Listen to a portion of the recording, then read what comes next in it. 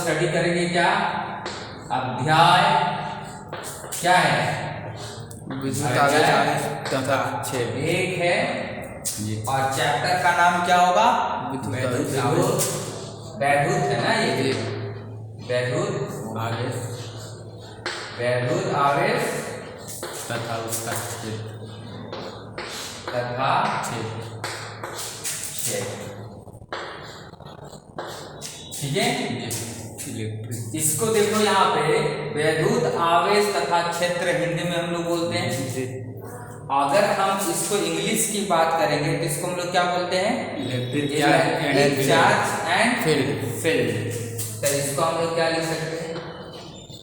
Electric charge and field. Electric charge and field. तो अब यहाँ पे आपको क्या समझ में आया? फील्ड का मतलब क्षेत्र, एंड का मतलब तथा, आवेश का इंग्लिश चार्ज, वैद्युत का इंग्लिश क्या हुआ? इलेक्ट्रिक। क्लियर हो गया? तो इस चैप्टर का नाम जो है, इसके अकॉर्डिंग सबसे पहले हम लोग को क्या पढ़ना पड़ेगा? आवेश। आवेश क्या है? जब हम लोग आवेश के बारे में जानेंगे तभी हम आवेश के क्षेत्र के बारे में जानेंगे। मेरा बात सबको समझ में आ रही है? तो ये पहले हम लोग चैप्टर स्टार्ट करने से पहले हम लोग आवेश को स्टडी करना। आवेश क्या होता है? क्लियर समझ में आ रहा है? आवेश क्या होता है? चार्ज को हम लोग हिंदी में क्या बोलेंगे? आवेश।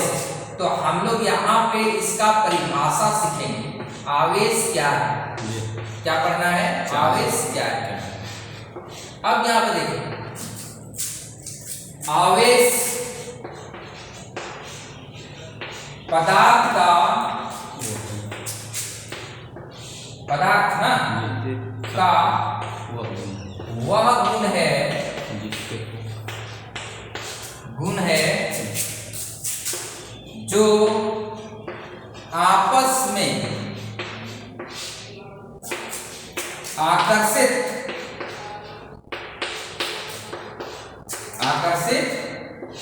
और विकर्षित करता है।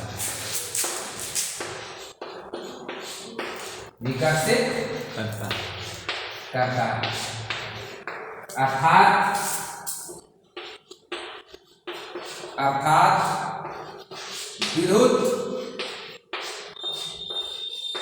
बल उत्पन्न करता है।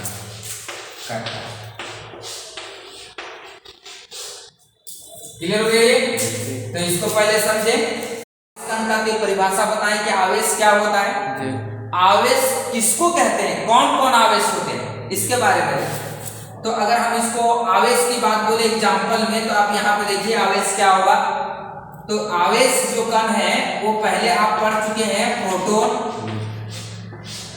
पहला और क्या है? इलेक्ट्रॉन।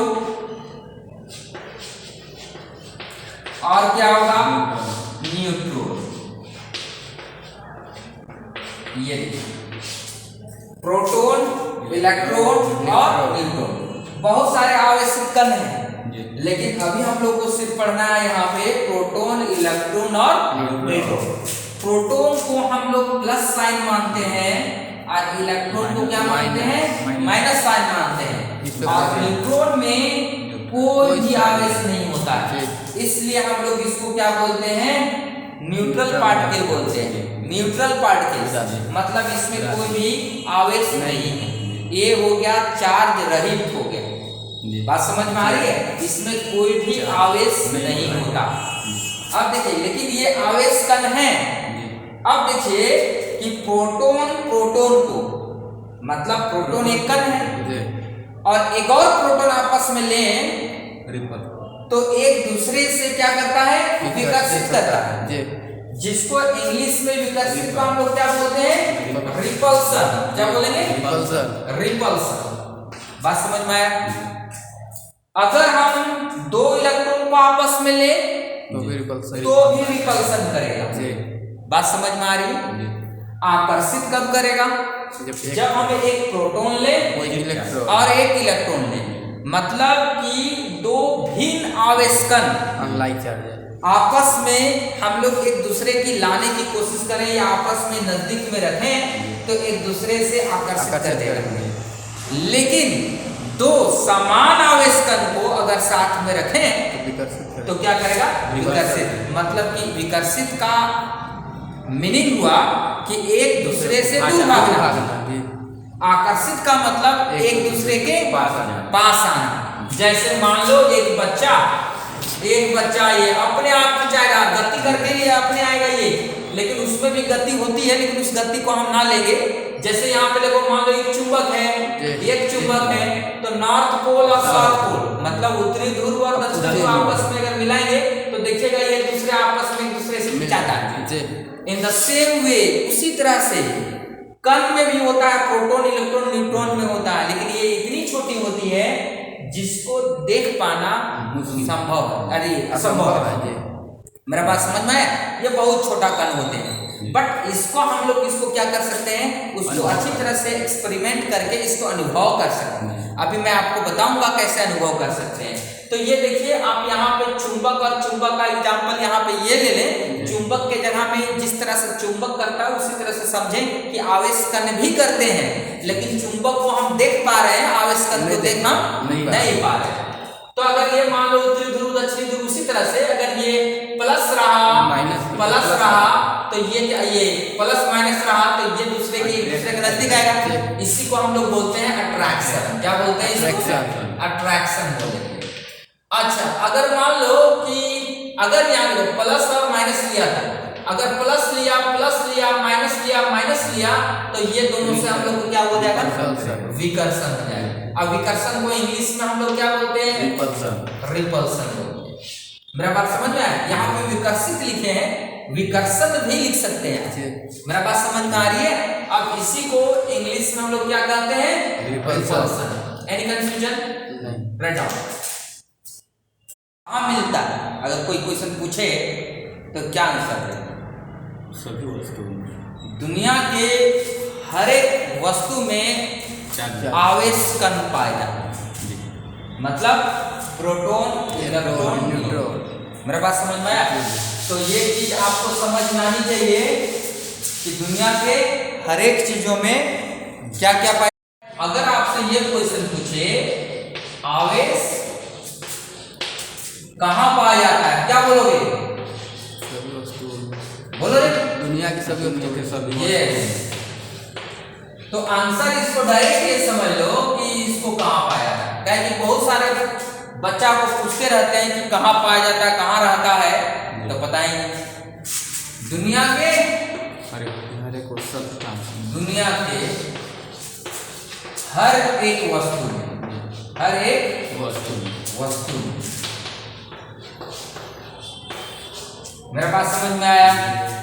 अब कितना पाया जाता है तब उसको मेजरमेंट करना पड़ता है। क्या करना पड़ता है? मेजरमेंट करना पड़ता है, मापना पड़ता है। क्लियर है? और दुनिया के हर एक वस्तु में कौन कौन आवेश होता है? प्रोटॉन, ध्यान देना, और क्या हो जाएगा? प्रोटॉन हो गया, इलेक्ट्रॉन हो गया, और कौन सा? न्यूट्रॉन। ध्यान देना, यही तीन कण दुनिया के हर एक वस्तु में पाया जाता है। तेरा दांत, मुंह, नाक, कान, बाल, ये सब मान, किताब, कॉपी, ये, लेकिन उसी चीज को आप कोशिका, ये सब शरीर वाला, बॉडी वाला होता है, वो अलग बात है। लेकिन हम यहाँ बाल उनकी बात कर रहे हैं, किताब कॉपी की बात कर रहे हैं, प्लास्टिक में बात है। हर एक वस्तु, दुनिया की हर एक वस्तु, आप में, मेरे में, बेंच में, डस्टर में, बालू में, हर एक चीजें में ये प्रोटॉन इलेक्ट्रॉन और क्या होगा? इलेक्ट्रॉन्स मिलेंगे। यानी कंफ्यूजन? तो सबको समझ में आया कि आवेश कहाँ पाया जाता है और कितना पाया जाता है। तो ये चीज आपको क्वांटमीकरण में बताया कितना पाया जाता है मेजरमेंट करने के बाद। मेरा बात समझ में आया? अब देखिए, इतना होने के बाद आपको ये पढ़ना है कि आवेश की कितनी अवस्थाएं होती हैं, जी आवेश की कितने कितनी अवस्थाएं होती हैं।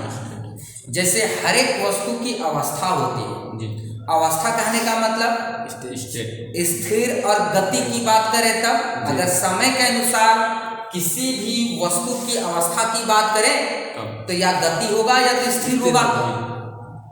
बात समझ में आ रहा है। एक और होता है स्टेट ऑफ मैटर, पदार्थ की अवस्था, वो अलग चीजें हैं। पदार्थ की अवस्था अलग चीजें हैं और आवेश की अवस्था ये अलग चीजें हैं। क्या है कि हर एक चीजें को एक साथ तो आप मिला नहीं सकते ना, तो उसको ध्यान से समझोगे तो आवेश की अवस्था के बारे में समझोगे। अब देखिए आवेश की अवस्था, ये चीज हमको रिमार्क करना है, इसको ध्यान दें रिमार्क में इसको। अब देखो आवेश की अवस्था, आवेश की अवस्था पूरा कंप्लीट हिंदी में मैं आपको बता रहा हूं। इसको हम लोग इंग्लिश में क्या बोल सकते हैं, state of charge, position of charge, position of charge. ठीक है। अब देखिए पोजीशन ऑफ चार्ज की अगर हम लोग बात करें तो इसकी अवस्था दो होती है। कितनी होती है? दो। पहला क्या, स्थिर आवेश और गति आवेश। स्थिर आवेश और दूसरा क्या, गति आवेश। रिमेंबर, ध्यान देंगे आप, स्थिर आवेश को इंग्लिश में बोलते हैं charge at rest, charge at rest, और चार्ज इन मोशन। एक चीज समझ लो कि ये वाला जो वर्ड लिख रहे हैं गति आवेश और स्थिर आवेश, ये आवेश के अवस्था समय के सापेक्ष लिया गया।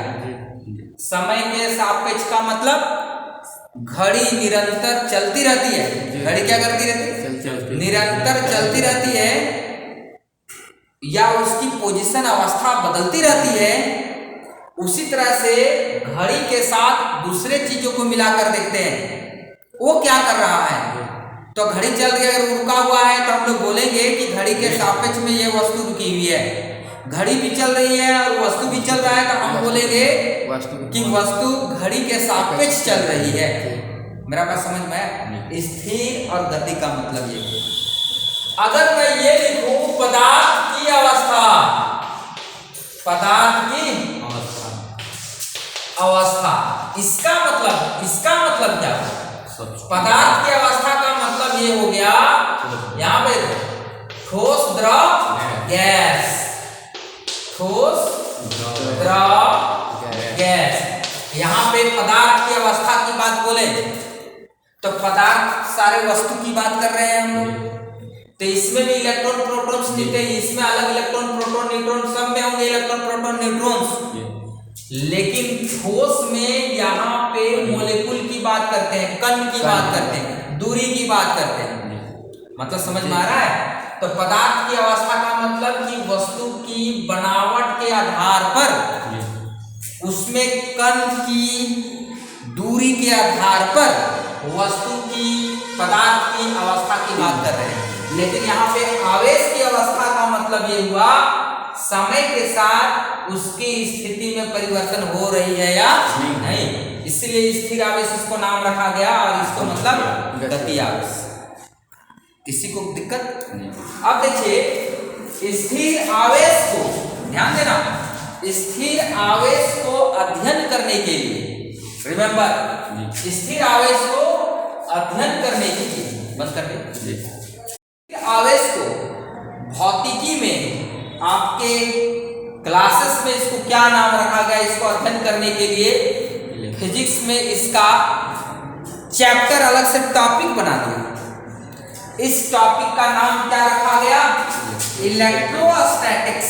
क्या लिखा गया? इलेक्ट्रोस्टैटिक्स। समझ में आया? इसी को हम लोग बोलते हैं हिंदी में स्थिर वैद्युतिकी। क्या बोलते हैं? स्थिर वैद्युतिकी। स्थिर वैद्युतिकी। वैद्युतिकी। वैद्युतिकी। मेरा बात समझ में आ गया? इसका किसका हिंदी हुआ ये? इसका इलेक्ट्रोस्टैटिक्स का। तो अभी मैं तुम्हें तुरंत बताया, इसको अध्ययन करने के लिए भौतिकी में इसका नाम रखा गया, अलग अध्ययन करने के टॉपिक इलेक्ट्रोस्टैटिक्स। तो बोला ये गया कि इलेक्ट्रोस्टैटिक्स में सारे विद्वान बोलेंगे या साइंटिस्ट बोलेंगे, टीचर्स बोलेंगे, उन्होंने बोला कि स्थिर आवेश का अध्ययन हम इलेक्ट्रोस्टैटिक्स में करेंगे। दूसरी बात बोला कि अगर गति आवेश की अध्ययन हम लोग को करना है तो उस टॉपिक का अलग नाम रखना होगा। तब क्या नाम रखना होगा? तो यहाँ पे नाम रखना होगा current electric, remember current electricity. Spelling देखो, करंट इलेक्ट्रिसिटी, इसी में ऐड करोगे ना। बात समझ में आया? करंट इलेक्ट्रिसिटी, इसी को हम लोग हिंदी में बोलते हैं विद्युत धारा। क्या बोलेंगे? विद्युत धारा। यानी कंफ्यूजन बच्चा? बात समझ में आया? जगह नहीं था नीचे इसलिए नहीं रखा। तो अब देखिए, गति आवेश को अध्ययन करने के लिए किस टॉपिक को पढ़ना पड़ेगा? करंट इलेक्ट्रिसिटी यानी कि विद्युत धारा चैप्टर में। और स्थिर आवेश को अध्ययन करने के लिए क्या पढ़ना पड़ेगा? इलेक्ट्रोस्टैटिक्स। अब हम लोग ये जानेंगे कि इलेक्ट्रोस्टैटिक्स के अंतर्गत हम लोग को पढ़ना क्या क्या होता है। किसी को कोई दिक्कत नहीं।